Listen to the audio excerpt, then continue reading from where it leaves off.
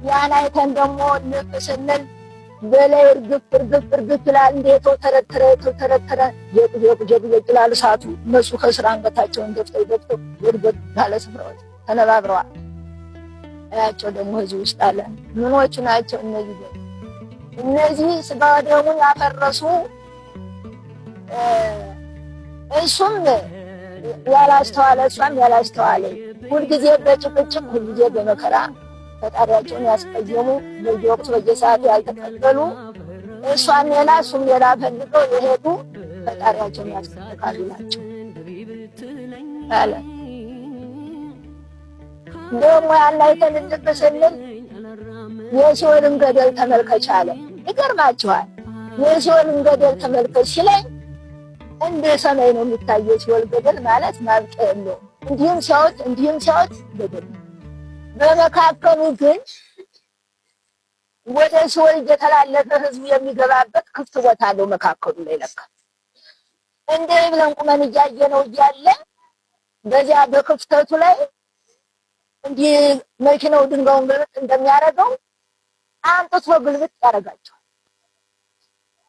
ውር እያሉ ወርዳሉ። እንደዚህ እየተሽከረከሩ ሲወርዱ በታይ አንገቱ መዞ እንደዚህ እንደሚቆፍረው መኪና አንገቱ የረዘመ ጥርሱ የረዘመ እንዲህ እያለ ይቀልማቸዋል። አንዱ በዚህ አልደርሳቸው ይላል። ይናጠቃሉ። እያያዛቸው ወደዚህ ወደ ጨለማ እያያዛቸው ወደዛ ነው የሚሄድ።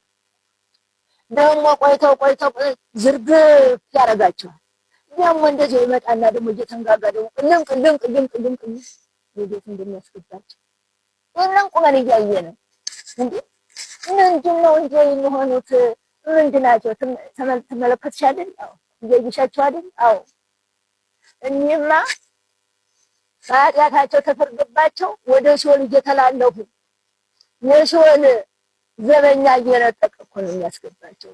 ወደ ዋሻው፣ ወደ እሳቱ፣ ወደ ጨለማው፣ ወደ መሳሰለው መከራ እየነጠቀ እየነጠቀ ነው የሚያገባቸው።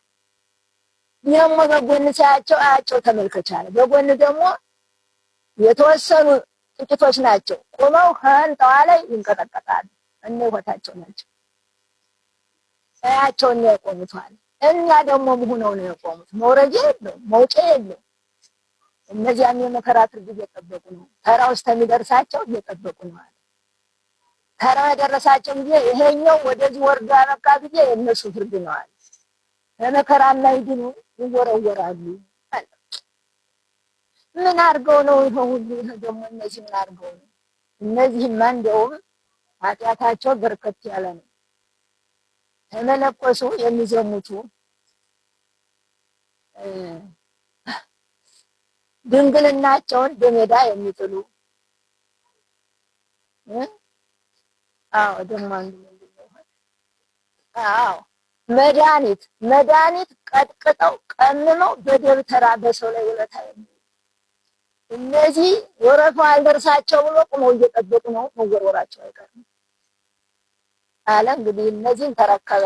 እንግዲህ እየወሰደ በዛው በመከራው ነው የሚያስገባቸው። ተረከበ።